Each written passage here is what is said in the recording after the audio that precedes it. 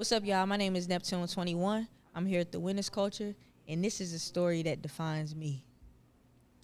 So, opens book. A few years ago, I actually found out that I was related to Tupac Shakur. And I feel like that was a very pivotal moment for me as an artist because it made a lot of things make sense in terms of why I felt so inclined to, make the type of music that I make. And even, it made sense. Well, I'm not going to say it made sense, like who my influences were, but it started to connect with me more in the sense of how I wanted to be portrayed as an artist and the type of music that I wanted to create and why I gravitated toward that type of music. It's in my bloodline, So that was very defining.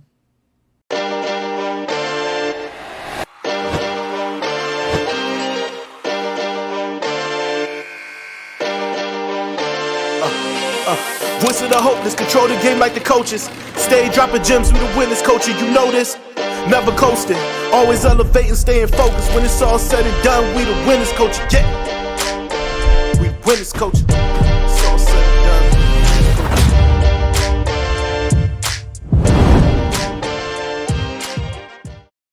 What's going on, y'all? Welcome to another episode of the Winners Culture. It's just JJ, and to my left. Hey, y'all, it's Blondie. You already know this is the podcast where we explore perspectives, and highlight Black excellence. And today we have a special guest. This guest, I can't even say the first time that I first heard this guest because it's going to ruin a little later in the interview. But what you need to know about this guest is that she's an excellent lyricist, a brilliant thinker, a brilliant mind when it comes to music and when it comes to developing concepts.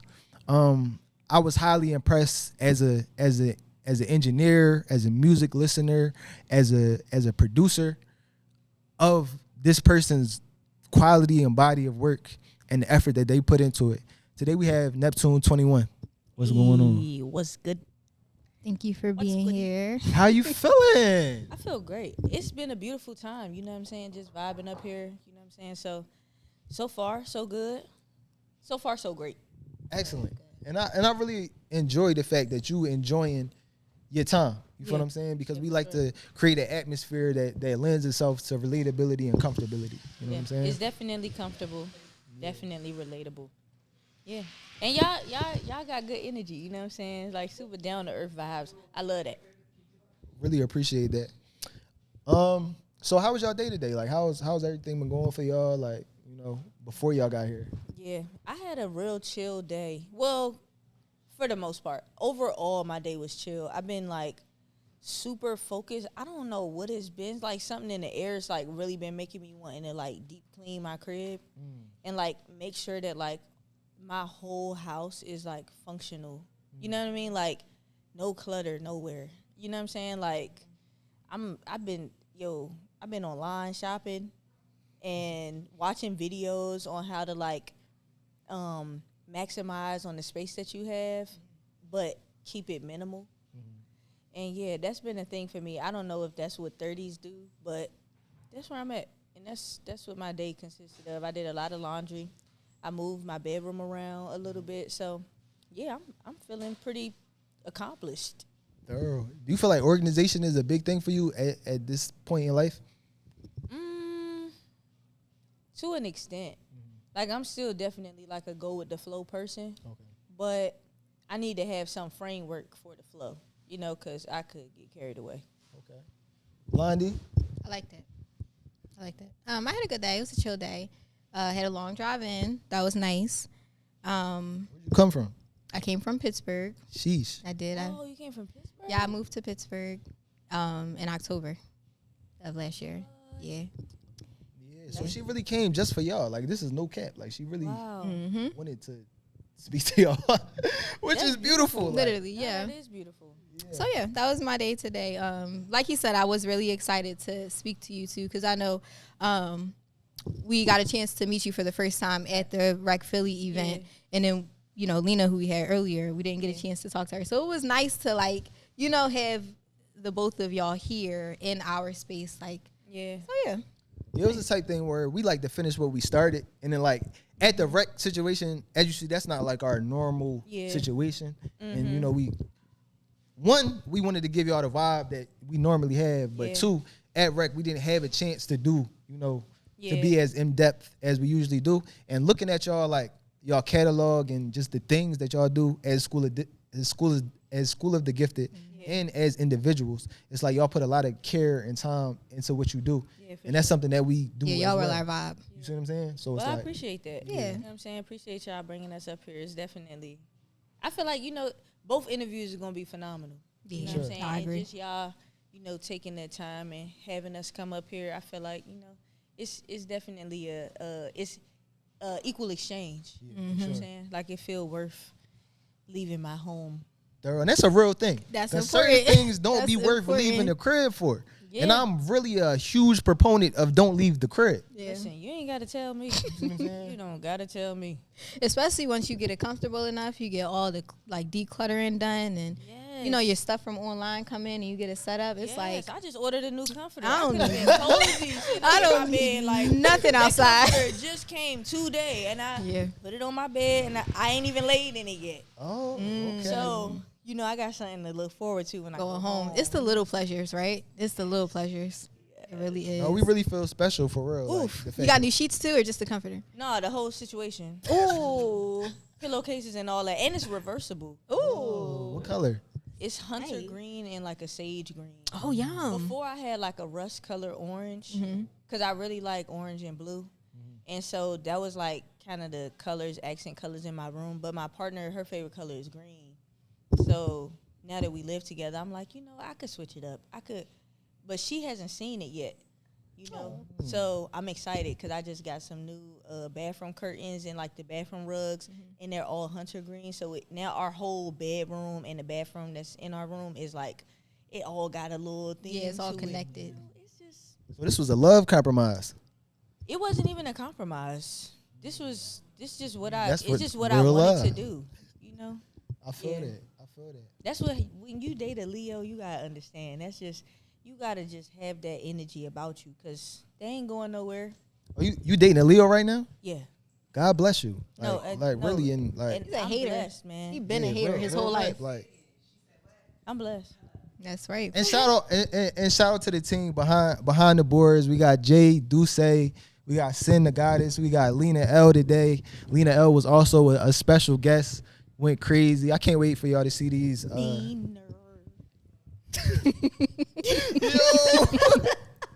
No, I really appreciate y'all energy today. Like, this is gonna be a great joint. So we're gonna get into the first section. So the first section is pop culture and the culture, where we talk about some pop culture topics. Yeah. And you see how you relate to them, so the audience can get a better view of you. Sure. Let's do it. All right, let's start it with some pop culture questions. We're gonna start with the Millennium Tour. That's pretty popular right now. Okay. First, we're gonna start off light. It's a lot of our childhood favorites on tour. Yeah. Who were you going for when you were like? Were you a B2K girl? You had the posters on the wall. Yeah. Did you have Destiny's Child? They're not on the Millennium Tour, but I just count them as part of the generation. You know what I mean? was Like, definitely a Bauer fan. love Bauer. Were you a fan when he teamed up with Omarion? Did you have the Face Off album? Yes. Oh, my gosh. Shorty like mine? My gosh. My gosh. Like, loved him. Shad Boss. What was your favorite song? Like, what was your favorite song My from Bow Wow at the favorite time? Bow Wow song.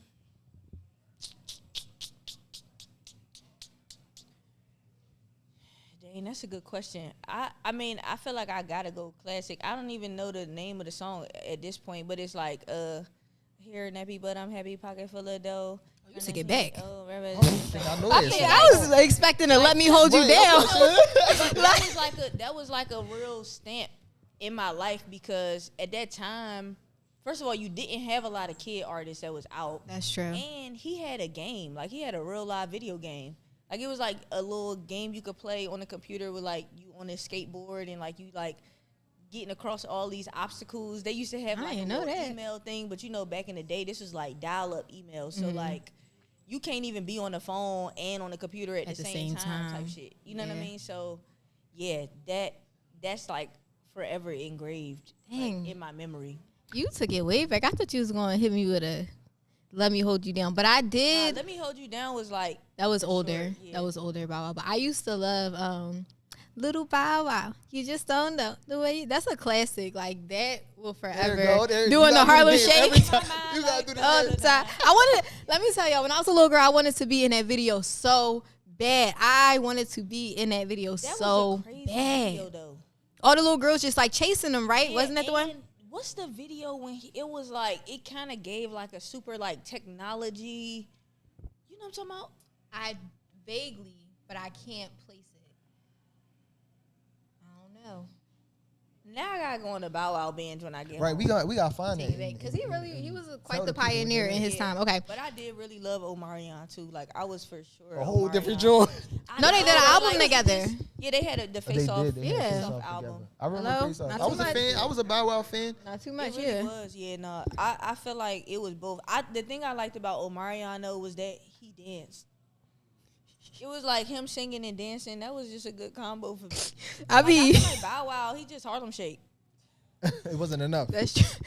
Omarion is a dancer, but present day, when I think of Omarion dancing, I think about the viral video when he had the red coat on. When he flicked the coat back, I can't see anything else. Oh my God. you immediately started dancing. I mean, laughing as soon as I said he danced. It's like that shit engraved in your memory now. It is, no, but he is a dancer, a pioneer of his time. Yeah. But yeah, I think I had to go with Bower. If you could put an all-star tour together, who would you choose? Like your idols, who you looked up to growing up. Like it gotta be people that I listened to growing up.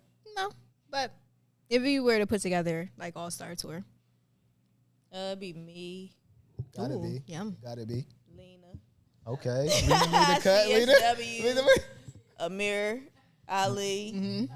Deek Westside, Doechii, and Kendrick. Yum. That's a good tour. I'm about to say that's a nice. That's a good that's a nice tour. We little gotta figure tour. out. We could Somebody split it call up on T. some days, Yeah. Right. Do like a festival type of thing. What can you say? Get top on the phone. Yeah. No, I like that's a- that. that's I a like great that. joint. I like that. Okay. Yeah. Okay. All right, that's all we got for pop culture topics. Okay. All right, So our next section for the artist that gets to get to know you is Fact the Cat, where I ask you a question and you tell me Fact the Cat. Okay. Basically. Okay. Number one, artists struggle in the industry because they're not making enough content.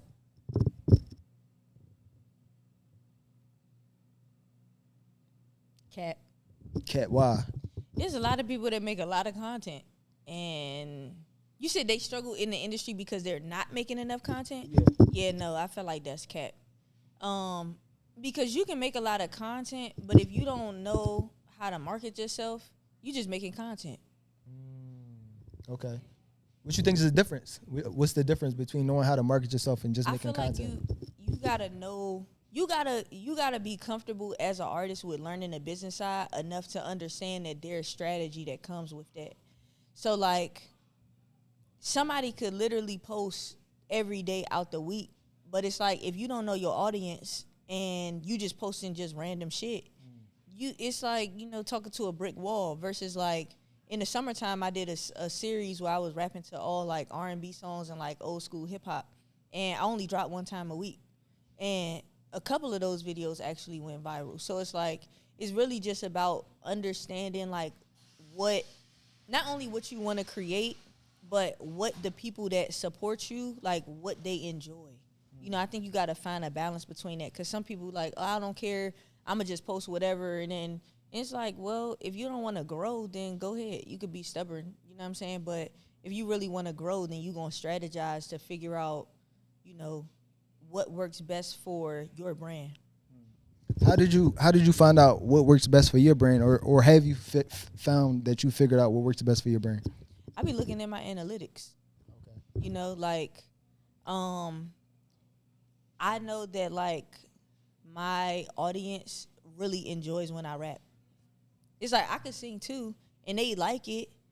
And when I rap, it's just something about that just it make them niggas click on it even more. You know what I'm saying? Like I think it's because we in a time where women that are lyricists are really like it's like that era for that. Like we're really thriving. You know what I mean? And I think because I don't sound like all the other women, like if you think about just mainstream, it's like I don't sound like them. So that makes people want to tune in to what I'm talking about. You know what I mean? Yeah, that's fine. I just started paying attention to that, like looking at the analytics, like seeing what, you know, was getting the most views. Now, I don't always create based on that. It's like actually less likely that I'm creating based on that, but I kind of stick with like the overarching things. Like, all right, well, if I know I'm about to promote something, then this is the type of thing that I'm going to put out there. You know what I mean? It's just kind of like learning the marketing game, but like also still staying true to who I am as an artist.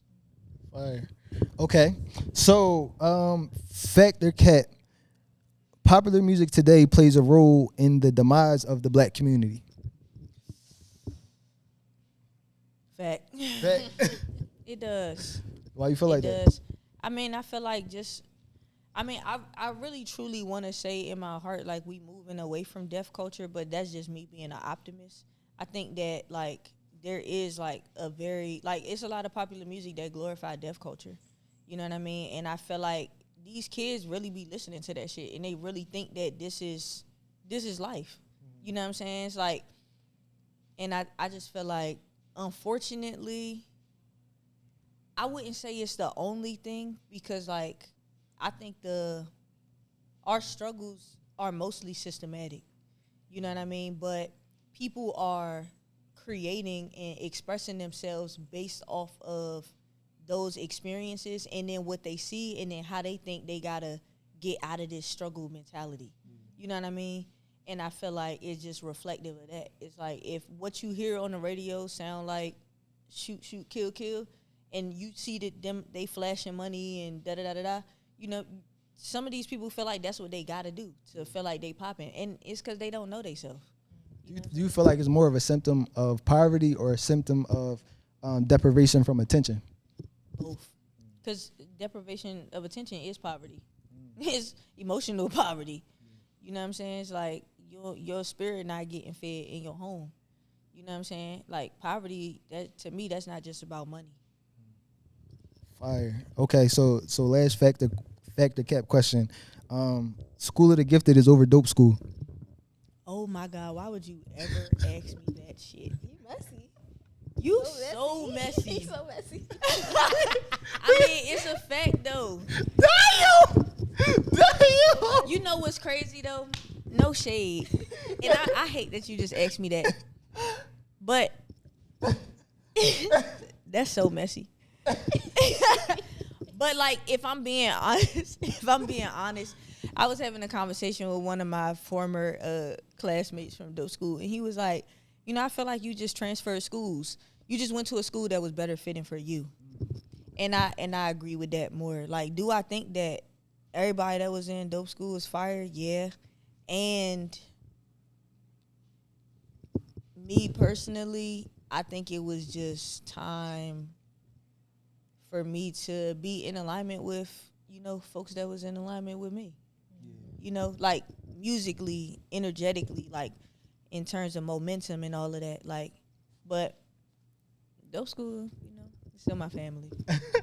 No, I had to ask you that because, like I said earlier, I couldn't tell you how I first had heard of you, but that's how I had first heard of you through through Mitch Lakes. Yeah. That's my guy too. That is so crazy. He can rap his ass off. Shout out to Mitch. Yeah. But yeah, that's how I first heard of you. Yeah. So, you know, I didn't want to give away the question because it was coming later. You feel what I'm saying? That's so crazy. That that's so messy. Like, He's messy. He's an Aquarius, by the way. I know we know, did.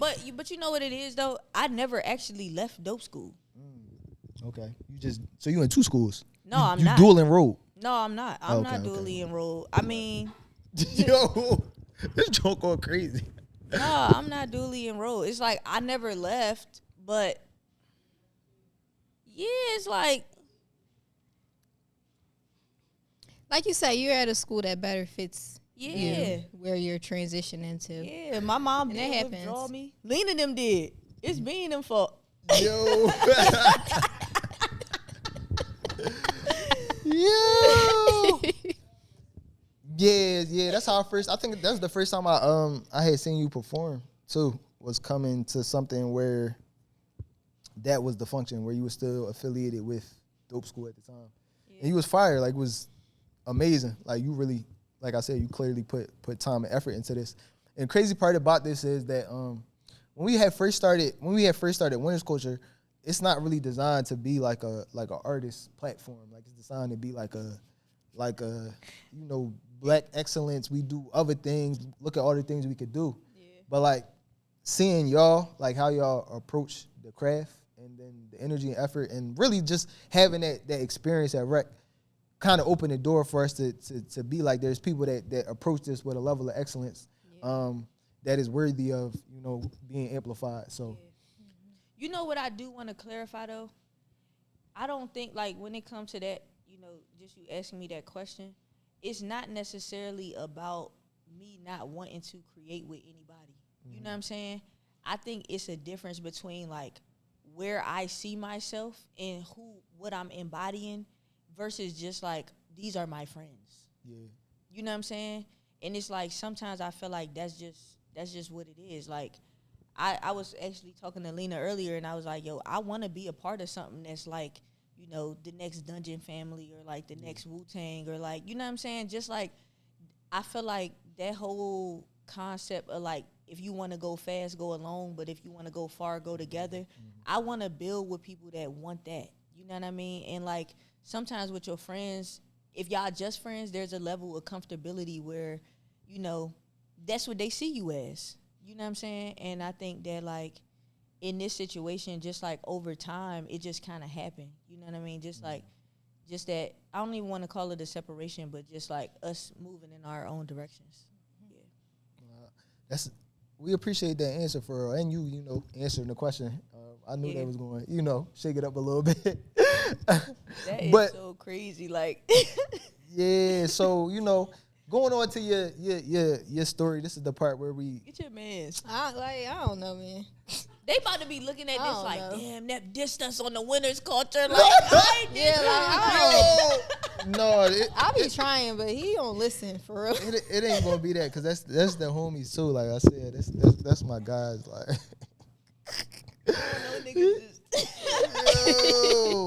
but y'all, it ain't even like that. A little good competition, good for everybody. Look, the school is the school, but it's the school. It's the school. You see what I'm saying? A little good competition. See who get higher grades. That never hurt nobody.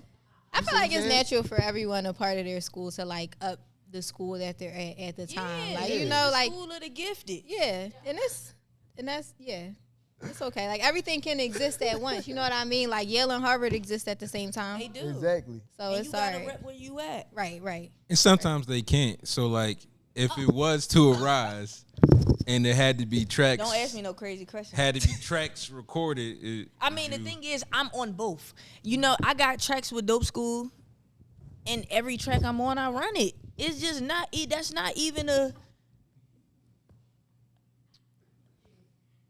You talking about practice? Yeah. Yo. I think though, that's also the beauty of being in a healthy environment where you can start out, because the goal is always to grow. Yeah. And even if you start something with your friends, it in a healthy dynamic, the goal you would want for your friend is for them to grow. Like, you were at Dope Schools or whatever other environment. Yeah. Moving on from that or transitioning into something that better fits you, it's like you took your tools that you got from one place and you use it to keep building. And then, maybe you'll inspire somebody that's a part of your team to then go and create something else and so on and so forth. Like, everybody got their own vision for where they see their life. Right, you know what I'm saying? I'm never going to tell, you know what I'm saying? Like, for example, in Dope School, me and my homie Wu, we got a project together. It's called 21 Till. It's an amazing project. Right. You know what I'm saying? I'm never going to say, because I'm not a part of dope school that I don't want him to win. Like, no, Right, bro, I right. want you to see the stars. Wherever you envision for yourself, Yeah. that's where I want you to go. Same with Lakes. I want you to go as far as you want to go. Yeah. For me, I know how far I want to go, and I know what that looks like. You know what I'm saying? And sometimes it don't look like just standing next to your homies. It don't. Right. Yeah. You know, so it's like, I think that with me, I'm always going to be the person that is going to cheer somebody on, especially if I really love and care about you and support you as a person. You know what I mean? And I'm never going to create this attachment to where I got to hold myself back if I Right, feel right. like this environment is not suitable for me. Mm-hmm. Yep. I agree. All relationships have, like, you know, you run its course. Yeah. You complete what you need to, and then you move on to the next thing. Like, you know, and what's meant to be with you will be with you until it's not. Yeah, for sure. Fire.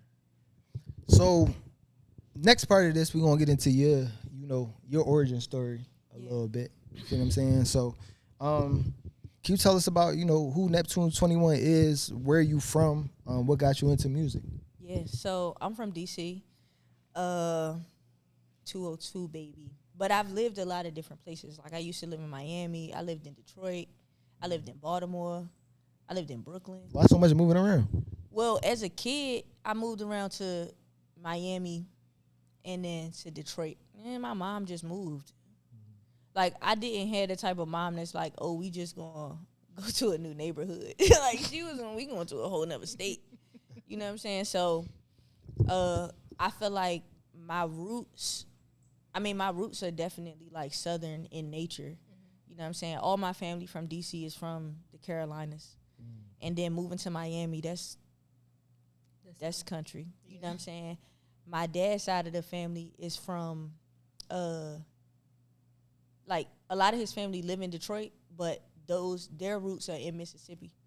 You know, so, it's definitely just a lot of country shit happening.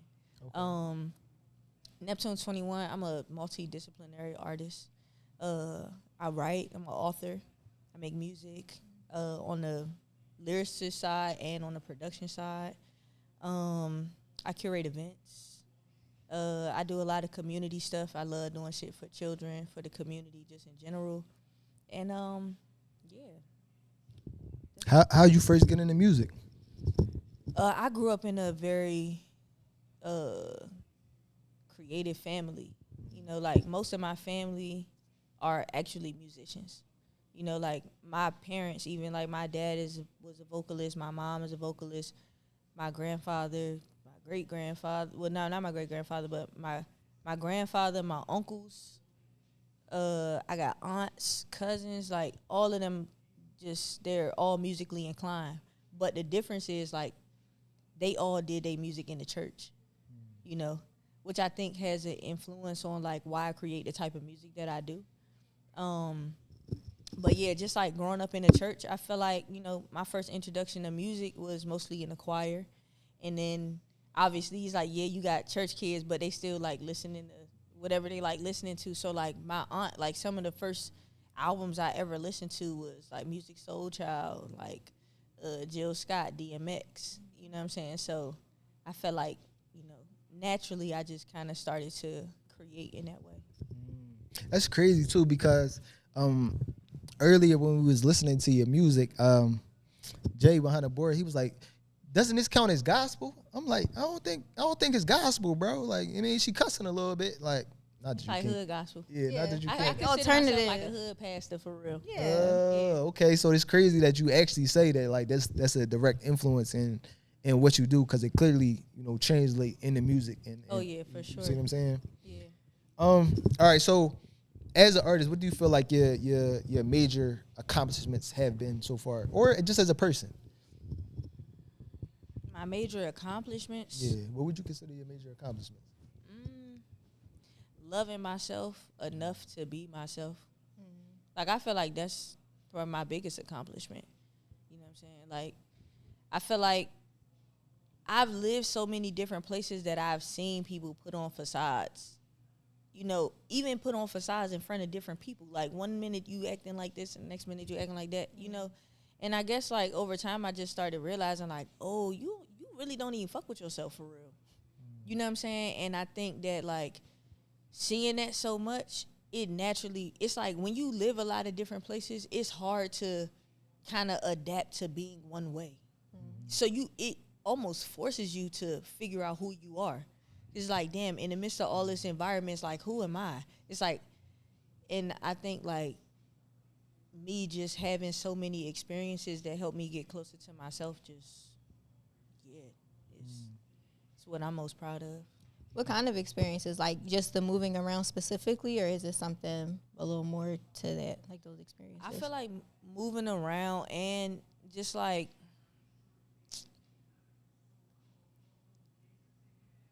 when you have a dream, it's easy for somebody to talk you out of like what it is that you might think you passionate about.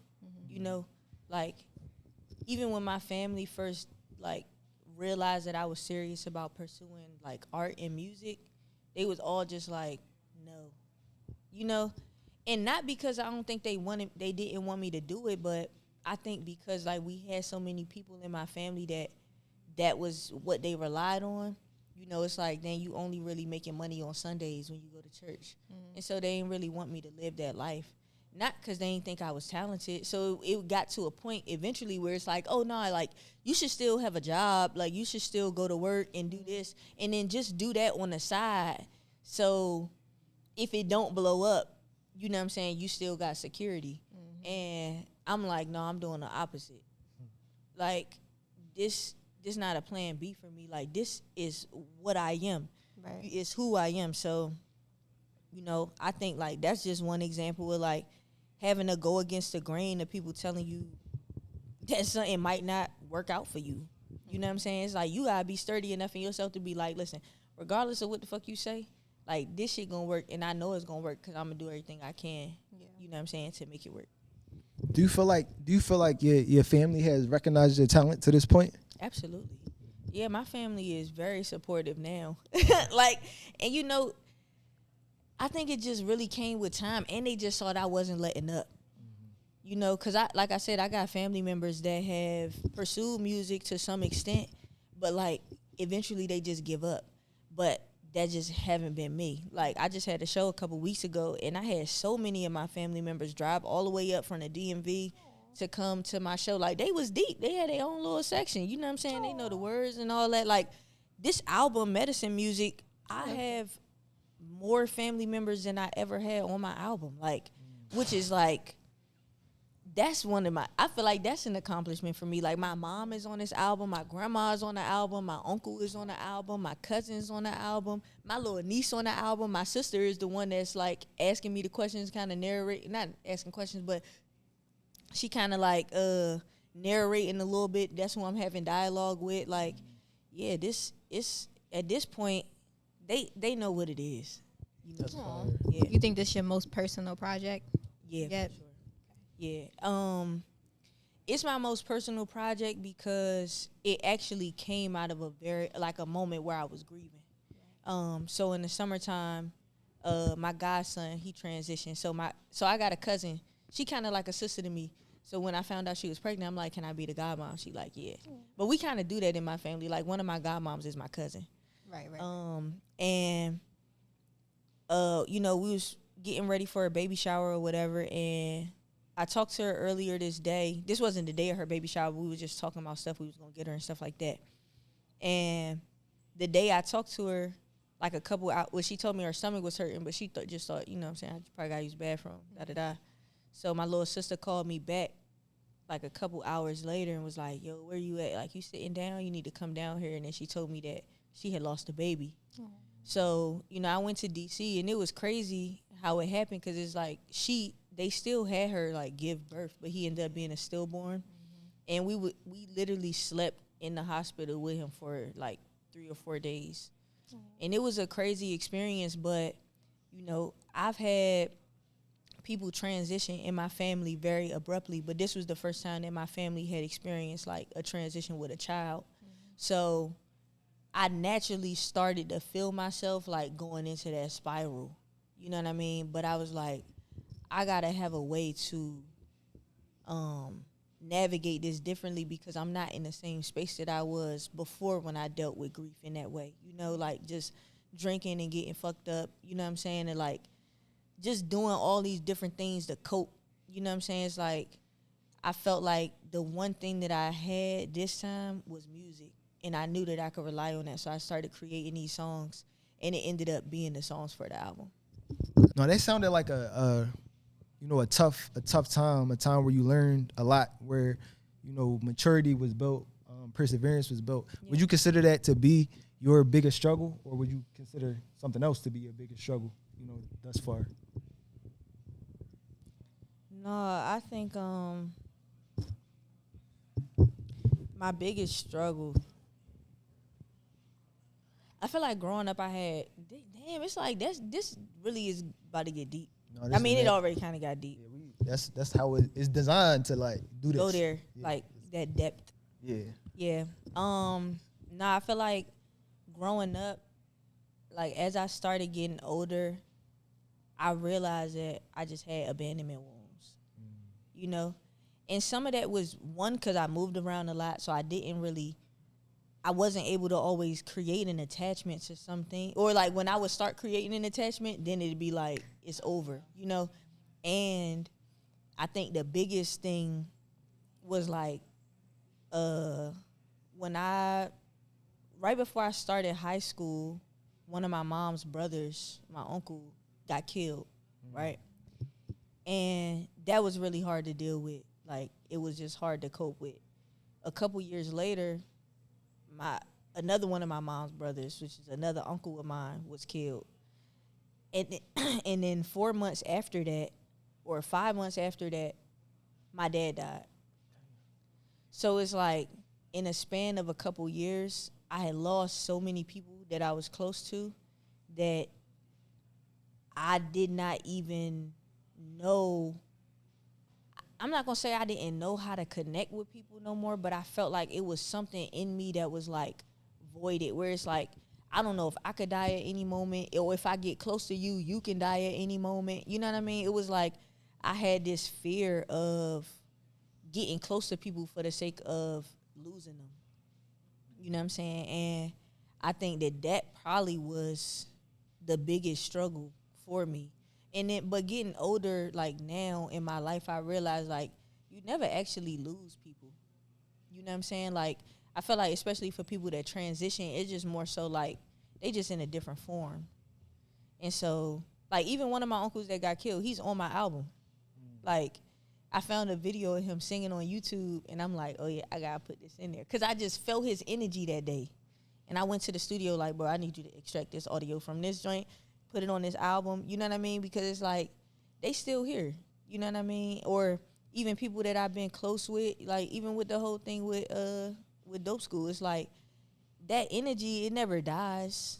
It just shifts, you know what I'm saying? And how you react to that shift is, it's on an individual basis. But for me, I just choose not to look at it like I lost anybody anymore.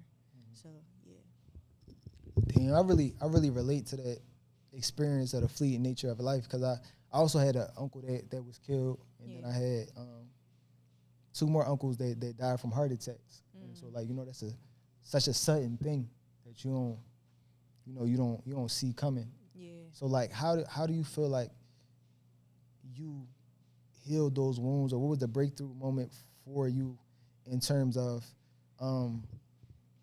feeling like that you could get close to people, or feeling like healing those bonds of attachment and life? Because I feel like when you get caught up on death, sometimes it takes away from the feeling of what life is. Can you ask the question again? How do you get past the moments of struggling to attach to people, or struggling to make deeper connections because of the fleeting nature of life?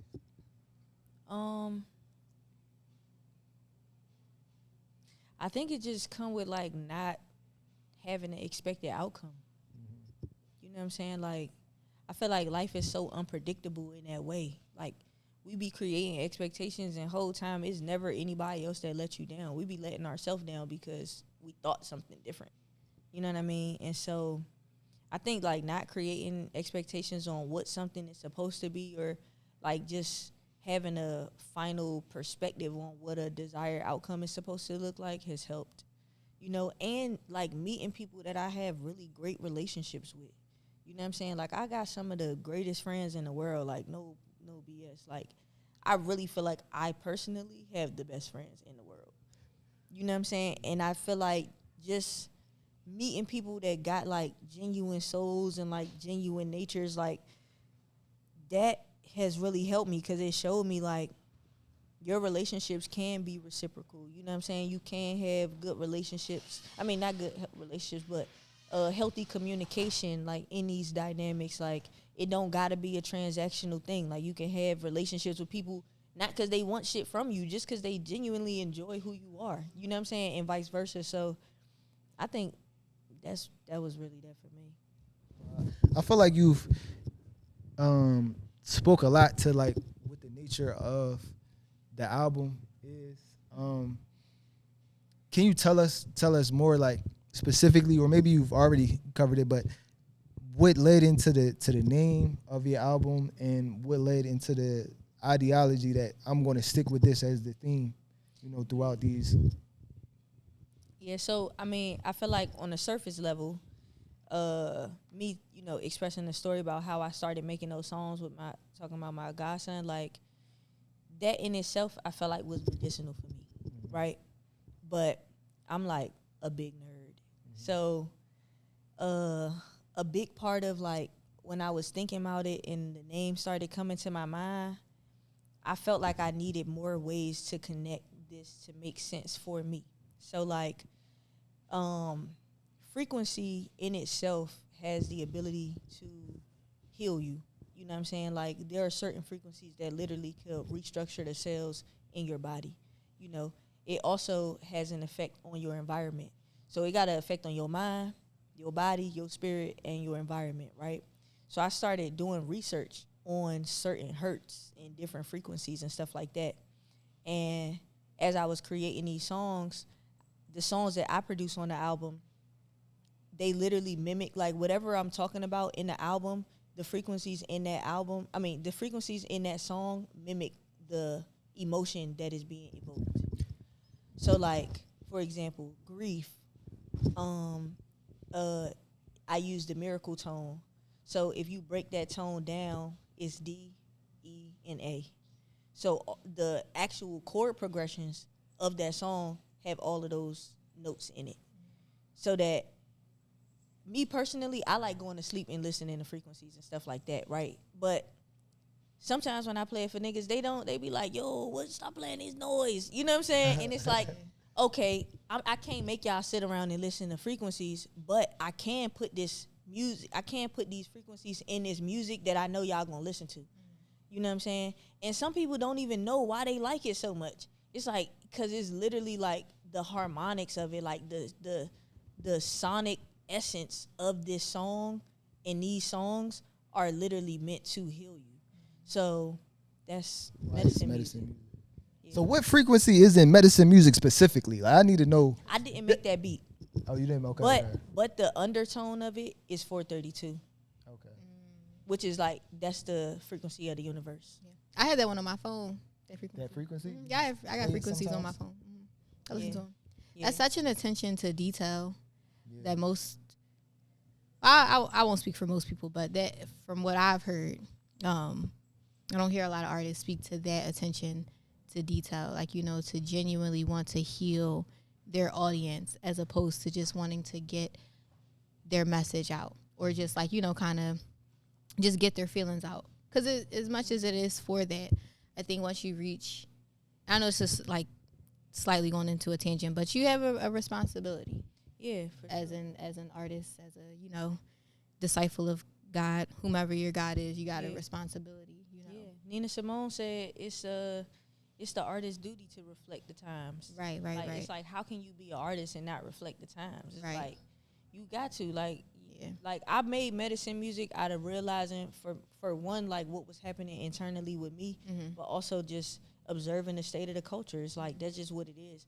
I'm not going to say I'm not intentionally trying to heal nobody, but more than that, I'm trying to heal myself. Right. You know what I mean? And, like, the people that's meant to gravitate toward it, they will. Right. And you literally can feel it. Like, I don't know if I'm alone in this feeling. But when I listen to music, or even sometimes people speak, I also have a large church background, you know, with family members singing, and like, you know, that feeling you get, like, you know, you listen to something and you just like, you feel it in your chest, you feel it in your ears, like, you know, it brings tears to your eyes, and it just is like, some people just, everybody has it, but everyone doesn't reach each person the same. So it's like, I don't know. It's weird. Yeah, it's just that's what frequency does. Right. The crazy part about that, right? So I used to be not used to be. Technically, I'm still an engineer, right? Mm-hmm. And like, matter of fact, I'm gonna ask you this question before I start telling you stuff. How did you figure this out? Like, how did you stumble across this science? I told you, bro, I'm a nerd. Like, okay, so it's a few things that I'm very like into. Frequencies is one thing, but herbs is another thing. Once I learned about Google Scholar, like, that's where I go to get all my information. Like, you know, that's where I go to cite my sources. That's like, if I hear somebody talk about something, if it's, you know, scholastic, I'm going to Google Scholar. You know what I'm saying? Right. And so, like, yeah, just reading a lot of research articles, watching YouTube videos that where people would like break down this stuff. Like, man, I can't even tell you how many TED Talks I watched.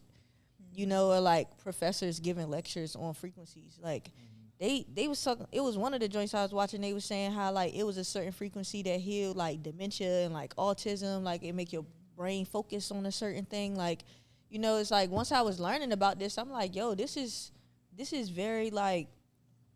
Not only is it interesting, but it's something that people need to know. Right. You know what I'm saying? It's like, we are like literally rhythmic people. You know what I'm saying? And like sometimes we like songs where we don't even like the words to the song. We just like the beat because it make us feel a type of thing. So it's like, as a musician, if I could create something that's like, you can feel that, you could feel something and it be something that's good for you, I feel accomplished.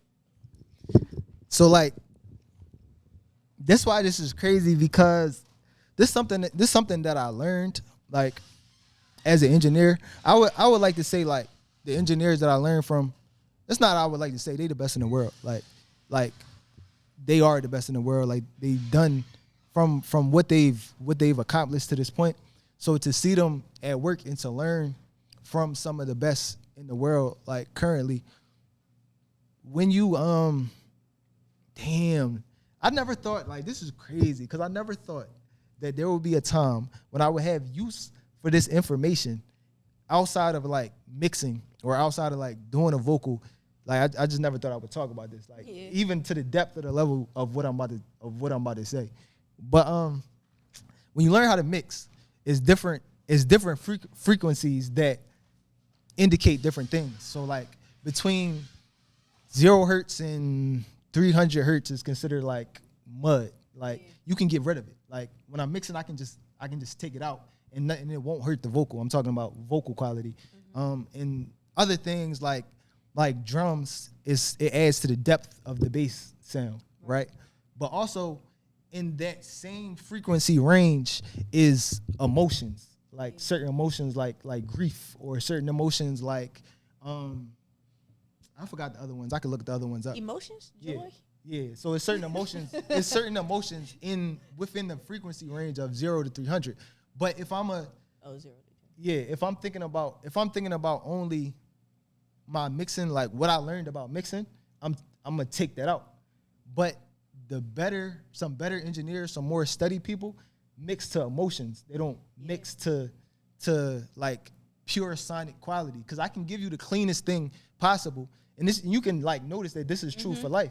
You can hear like a gargled or a mumbled sound, and it be more attractive than a sound that's more pristine. Yeah. Depending on what you're going through in life. You see what I'm saying? Yeah, it was certain moments in the studio when I was creating this where like my engineer was really trying to give me the most clean sound. And I'm like, bro, that's not the emotion that I'm conveying. Yeah. You know what I'm saying? Yeah. It's like this project, me writing this song, like this experience was not this wasn't no cookie cutter experience. Like this shit it was real. So it's like all little, I mean, definitely use like the de-esser and stuff like that. But like, taking out all the breaths. Like, I don't need you to do that. Like, I wanted to sound like I'm really rapping this, like, right now, right here. You know what I mean? So I definitely understand that we're, like, saying that people mix to emotion. And, like, and then some people mix to, for that joint to sound pristine. And they each have a place. I was about to say, each song, each quality has a place, depending on the artist, what they're trying to convey. Like, and some artists have both on the same album. It really just depends on what's going on. A good example is SZA's Control album. That is shaping to be a very timeless album. And I think for those same reasons that y'all are, you know, explaining, and I don't know too much, but just a little something. I know a lot of her engineers are Grammy awarded engineers for those reasons, and not your typical, like, you know, black girl R&B album or alt R&B album engineers, but she really had, and I can't remember them by name, but I just, at the time, she had a lot of heavy hitters on her album that engineered to emotions as opposed to, you know, just the sound or the music or giving you like a clean sound or anything like that. So for sure. You said Drew Barrymore? Oh yeah. I like her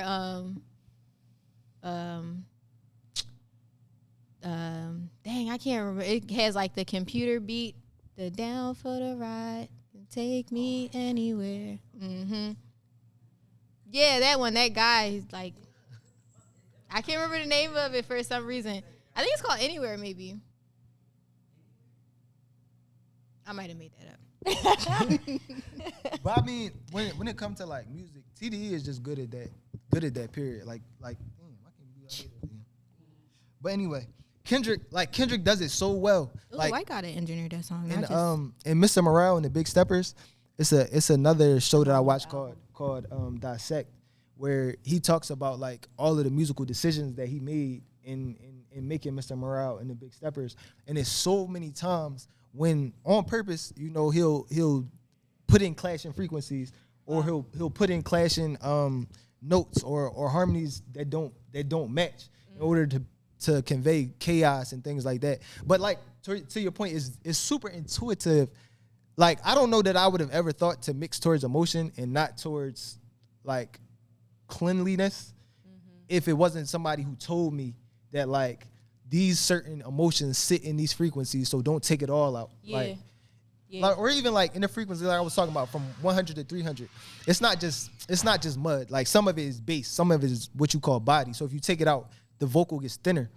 Sometimes you don't want the vocal to get thinner, so you leave it in. Most of the times I leave it in. Like, I don't cut out like a lot because it's a lot, but it's a lot of emotions that reside there. And so once you and if you can like boost specific things like 432 or 440, like to make people feel things on purpose, or you could even like you could even like pan sounds. Like, this is what Kendrick does so well. Like, he pans sounds to make you feel things like during the time. So like if you're wearing two headphones, you hear things across the spectrum that convey feelings. You feel what I'm saying? So that type of intuitiveness that you just picked up on, like, I mean, it's also because like I'm a student. Yeah. No pun intended. Yeah. But like literally a student of the game. You know what I'm saying? And I feel like some of my favorite albums, it's like they are literally timeless albums. Like, I could listen to them over and over and over and over. You know what I mean? And I started like when I was learning how do I want to make hooks better. Like, for real, I started practicing making hooks better because I seen how fast Mitch used to write hooks in the studio. Yeah, you know what I mean? Or like, but even aside from that, like, I would listen to my favorite artists and listen to certain songs that I really loved and be like, what is it that I like about this song? You know what I'm saying? And sometimes it's just the fact that the lyricism just slap. You know what I'm saying? Like, the penmanship is just on point. And then sometimes it's like they actually not saying a lot of words. But all the words that they say are so intentional. Like, it's this poet, and he's like, I don't speak unless it improves on silence. And that's kind of what I wanted to, like, convey in what I was talking about on the album. It's like, I don't want it to just be filler lyrics and just, like, shit that just me putting it in there because it rhyme. You know what I'm saying? It's like, no, I really I really want to talk about something. To where it's like, if I don't make another album again, I will be cool with that. That's fire. So this shit miseducation. I mean, That's all up to. Maybe. That's Right. all up to What's your favorite perception. song on there? On my album or the Miseducation? Your album. It varies by the day. I mean, Today. Today. Yeah.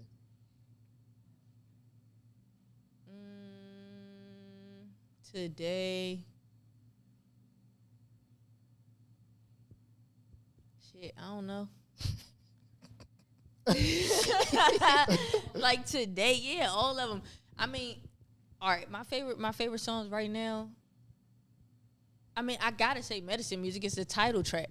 You know what I'm saying? But also I really love Bloodline. I ain't gonna lie. Like I told you before, and I just feel like it's just necessary for me to say this on camera. Like the way that I listen, the way that I listen to albums, I try to listen straight through. Like I say like 90% I listen straight through because I'm very curious to like when an artist has intentionality behind the songs. Like, is it a story being told? Mm-hmm. And I don't like to F up the story. So I try to listen like song by song without getting caught up. Yeah. But if by chance, like there's certain songs that I play over and over and over and over. Like on Playboi Carti album, I don't know if y'all listen to Playboi Carti. This don't really seem like Playboi Carti crowd, but Ain't no, you know. But it's 3 songs on there. I think it's Rather Lie Than Fine Shit. Then Fine shit. It's I forgot the name of the song. It's him and Kendrick though. The sequence of those songs, I never passed it. I just stayed there my whole listen experience, and I still haven't left to this day. And that's what I would have did. I'm so serious. Like I don't leave there. Like what he did there, I'm not even like that deeply of a Carti into this album. I respected Carti music because other people respected it, and I actually am a fan of music because other people respect it. Like I think that if you can find something in it, if enough people can find something in it, then it's something in it. You see what I'm saying? But in that sequence, I became a Carti fan. I feel like that should only apply to music, and I hope so. That what? If other people like something, then I like it too. I feel like because it was a whole crack era. And music that came from that era too. No, I feel that though. And there was a lot of people on crack. And if I was thinking like everybody doing crack, like it must be something to the crack. I mean, it was definitely something.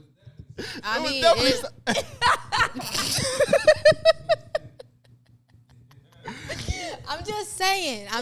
Is it right? No, but it's something. It was something to it. I'm saying. I actually gotta find this not crack. I'm not trying to find Backdoor. It's Rather Loud Than It's Fine Shit, then it's Backdoor. That sequence of songs is like, and when I listen to your joint, I know for a fact, I would have never passed Medicine Music. Like, there's a lot of other songs past that. I wouldn't, to this day, into tomorrow and the day after that, I would still be like, that song go on the like list and then stay on rotation. I listen 10 times and then I go to the next artist. My fault. I just listen to Medicine Music a lot. I listen to the Medicine Music a lot today. I'm going to listen to Medicine Music a lot in the future. And I love that. That song is like, you found crack. That's the crack. Crack music. That's the crack that we talking about. No, for real. So, he did play it a couple times today too, though. Like when I came in, even when I was sitting in the back, I think I was talking. I can't remember if it was Jay or Corey, but I was like, this gene in them, right? Like I was like, this gene in them. This the one that we spoke to at, it took a while to register, but when I heard it, I recognized it. And then once, I put some pieces together, I said, oh, this is our guest today. Like, this is her music. Because I'm like, I've heard this before. I know this. Like, this resonates with me. I mean, I definitely spent the most time on this song because it's the title track. It was a single to the album. That's what it feel like, too. Yeah, it's like, of all of the songs, I think this one has the most. It's a choir track at the end. I was about to say, I think this got the most, like, other elements, like other people's vocals on it, too. Yeah. But, yeah, the choir joint definitely got more. But what I was about to say, before we go into the next section, the mindset section, I do want to know, am I the only person that do that? Like, if enough people like something, like, it must be something good about this? Y'all don't. Not the only person, but You know, Yeah, because also I have to examine your assessment skills. But exactly. like to the point of like Like- a whole community coming up under somebody, I do want to not like I look for it as like a good, but I'm curious to know what's what's alluring everybody in. Like even with Playboy Cardi, like the music is great, but also the rock star lifestyle of it all is very appealing to kids who feel like lost in this generation and identify more with that type of rage, and my emotions are kind of like I need to act them out. So I mean, I think it's niches and things, everything that you can go and find in the world right now. Yeah, depending Nat, on what you it think? is. You don't. A lot of people like something. It pique your interest. nah, I think it'll spark my curiosity, but it's just some shit I just know I just don't want to listen to. Yeah. Okay. You know what I'm saying? I'm not referring to that album. You know what I'm saying? Okay. Have you listened to it? No. I mean, I haven't listened. I mean, Yeah, it's not if that you're I not- have yeah. no intention on listening Yeah. to it, but you know, my focus has been elsewhere. No, I understand. What about you, Bonnie? No, I'm the same way. Like there are times where if enough people are listening, I may give it a go. Like I'll give it 30, 45 seconds. And even if I don't like it, if it doesn't fit me personally, I sometimes come to the conclusion of like, okay, I can see why this person is popular, or I can see why people like this, or why this appeals to a certain demographic. It's not for me. It won't be for me. I don't want it to be. Like, you know, I won't try to force it just to have something to contribute to a conversation. Yeah. Because I just won't. It's just not my conversation. That's how I feel about things. It's like I'll give it a chance because I just like to be informed. I like to be an informed person. I like to give informed opinions. And another thing about me, I like looking at stuff after the hype died down about it. Same. That way it's like I can really listen to this with a clear mind. You know, it's like not like it's some stuff I listen to as soon as it dropped. Yeah. You know, like Kendrick, if he dropped, I'm listening to it the next minute. Yeah. You know what I'm saying? But like it's certain things that I just listen. I like listening to on my own time. That way, I don't have that, you know, outside hype where it's like I'm influenced by what you're saying, you know, because it's like you can listen to something with your friends and they be like, "Dang, that's hard," you know, and then you start thinking like, "Damn, is that hard?" Yeah. You know what I'm saying? Yeah. It's like I want to know for myself, so I like doing stuff like that on my own time. Are you more a Kendrick or a Cole fan, like as a person? I'm definitely more of a Kendrick fan. Okay. I love Cole though. Okay. Like, don't get it twisted. Kendrick, I feel like Kendrick speaks to the scholar in me. Yeah, no, that makes a lot of sense. Cause it's like his albums, like you really be learning shit. Like Mr. Morale and the Big Steppers was like therapy session, but then like To Pimp a Butterfly was like a history.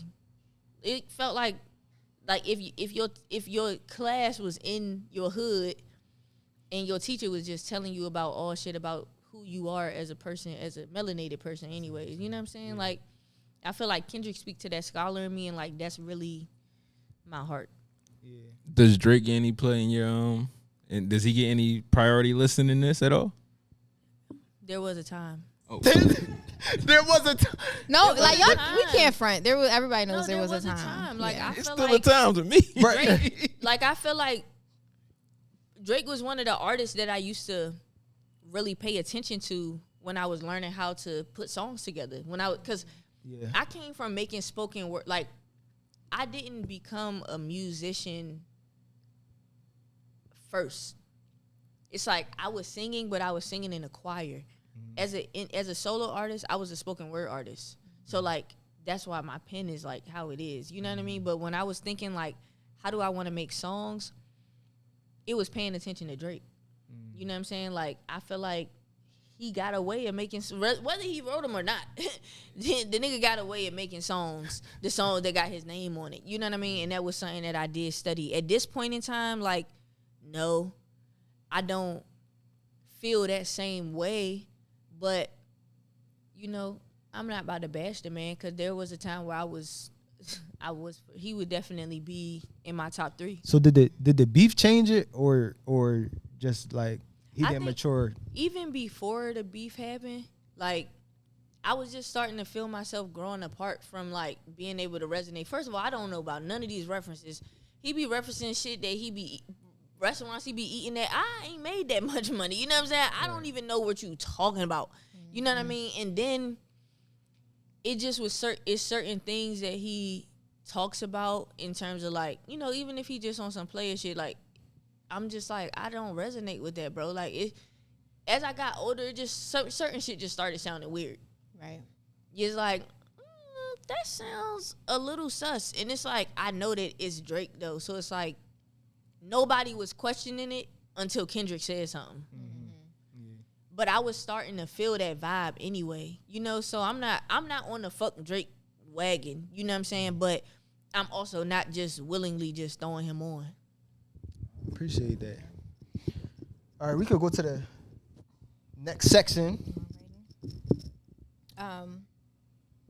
So we're gonna talk a little bit about mindset, like, you know, just attributing factors. You know, we're all, well, you're not specifically from Philly. You have a pretty dynamic background. How do you feel like in what ways have you, one, built your mindset, two, have they contributed to you being the artist that sits with us here today, like in the best ways, and maybe what were some of the hardest parts about reaching that, reaching today? Yeah. I mean, I feel like life is the greatest teacher. So I think just growing up, I've always been, like, I always had a family that made me feel confident about the things that I wanted to do. I mean, mine is like being a full-time artist, you know, but they never made me feel like I wasn't a good artist, you know. So I think, like, having people that you know are, like, rooting for you, like, that has helped me to have, like, you know, more of, I guess, a positive mindset. And I think also just having the space to explore. Like, I didn't have, like, with my mom, like, okay, so I got my biological dad that passed away, but, like, my dad, for real, too, like, I would say my biological dad, that's my dad. But, like, my father is, like, my stepdad. You know what I'm saying? So my parents, they didn't, like, they were strict on us, like, in terms of, like, get good grades and stuff like that, but I always been the type of kid that was able to, like, explore. But I just chose not to get in trouble. You know what I'm saying? Like, I don't know, like, we grew up in the hood, but, like, it's certain things that you can look around and realize, like, those not the decisions that you want to make. Right. It's like, I think when people talk about being products of their environment, oftentimes you see the negative side of that. But, like, it's so much beautiful shit that come out the hood. You know what I'm saying? Like, I feel like people just lean toward that struggle because, like, it's something that's addictive to pain. You know what I'm saying? But, like, it's also so many beautiful things, like how resilient we are. You know what I'm saying? How resourceful you can be. You know what I'm saying? Certain niggas talk about resources and resourcefulness, but they just talk about the fact that they went to selling drugs. But it's like, that's not the only type of hustler that there is. You know what I'm saying? So I think just my environment, my parents giving me the space to just be a kid, you know, definitely have responsibilities and stuff like that. But I just always been in a space to be able to figure out who I was, you know? Yeah. Yeah. That's beautiful. I got a lot of siblings. Yeah.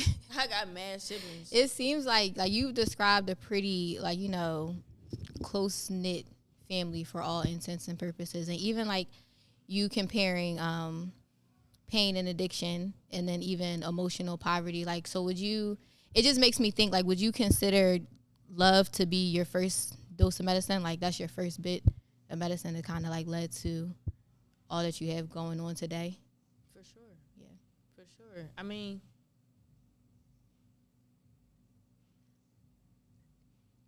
I don't know. I feel like love is an emotion that,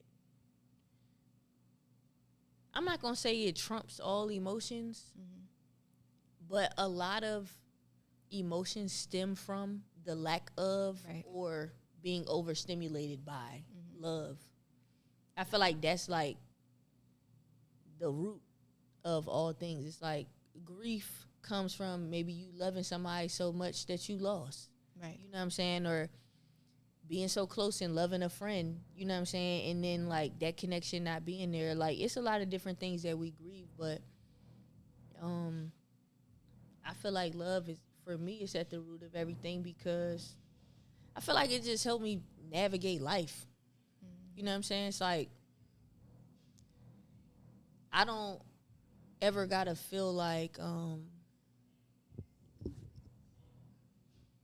I don't ever have to feel removed from who I am as long as I'm pouring love into me. Right. You know? Right. And so, yeah, I think I answered your question. You did. And that's but I was going to let you go because I just, I like hearing what you have to say. Do you have any bits of advice you would give to younger crowd, younger you, as far as success in the music industry or in this industry?